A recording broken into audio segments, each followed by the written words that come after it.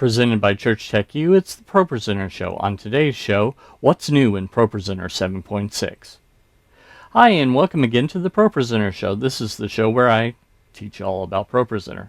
My name's Alan Clifford. And before we get started, if you're really excited about all the new features that ProPresenter 7.6 has to offer, go ahead and give me a thumbs up.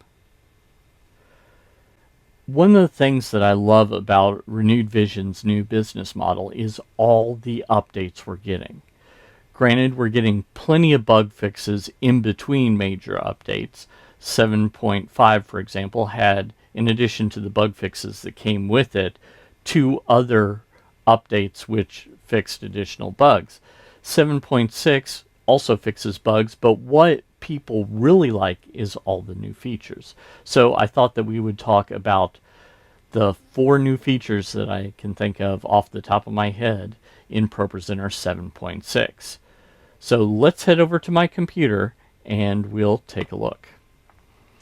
So the first thing you should notice is that ProPresenter 7.6 actually has an additional tab down here in the show controls area. If you're in 7.5, you would have seen these 5. If you're in 7.4 and earlier, the only thing you had was the audio bin. So in 7.6, we have this guy right here, which is macros. So if I go ahead and hide my video here so that you can see what's down here, you'll see that I have several macros. All that macros are is they are just basically presets of actions. So that's a cool feature in 7.6. Another feature in 7.6 is if we go into the editor, and actually let me go back into show and select a different slide to edit. Yeah, that's a good one. Let me hide that key over there and we'll go into the editor. If I click on this, you'll notice if we go under text a couple of different things. First off, line transformation. This is the second thing that I want to show you. I can just get rid of the line returns, and in that way everything will just be automatically set to fit widthwise in the text box. Not as useful for most things, but there is a very good reason for it, and you'll see why here in just a second. I could replace the line returns, so I could replace it with that, or let's say that I wanted to do a slash instead and a space, then it should be the case that it would replace. Yep, there we go. I could do 1 word per line.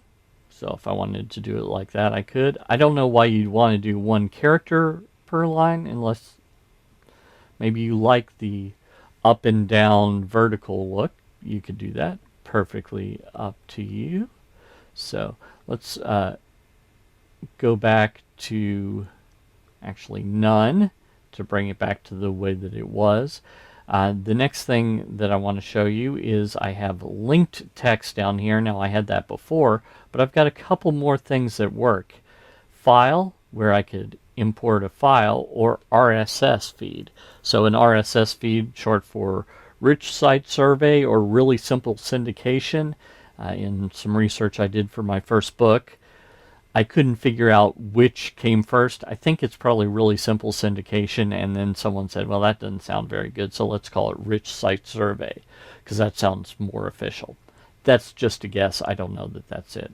But it's a type of file that has just the text information from a website, for example. So you could have a weather feed here. You could have announcements from your church website that are automatically updated as text here. So we've got those two, or you could have imported a text file every week with just important information that you want to show there instead of just the regular lyrics. And finally, the big one here, in addition to macros, is scrolling. So in ProPresenter 7.5 and earlier, there was a checkbox that said, scrolling text or something like this, but it didn't actually do anything. So every new version, people would ask, why doesn't it work? Well, they just hadn't made it work yet. If you're on 7.6 or newer, I assume 7.7, etc., then this should work for you. Let me tell you about the controls just a little bit. You can change direction, you can change where it starts, speed, etc. And so that's the other thing that they added in ProPresenter 7.6. So if you're excited about all that, I know that I am, and I'm already thinking of some ways that we could use it at church. If you like this content, I bet you'd like my Pro 7 Quick Start course, so head on over to TDM.fyi/Pro7Quick. Give me your name and a good email address, because I'm going to use that email address to send you the login information for the Pro 7 Quick Start course, absolutely for free. Until next time, this is Paul Alan Clifford from TrinityDigitalMedia.com and ChurchTechU.com, reminding you to go out and change eternity.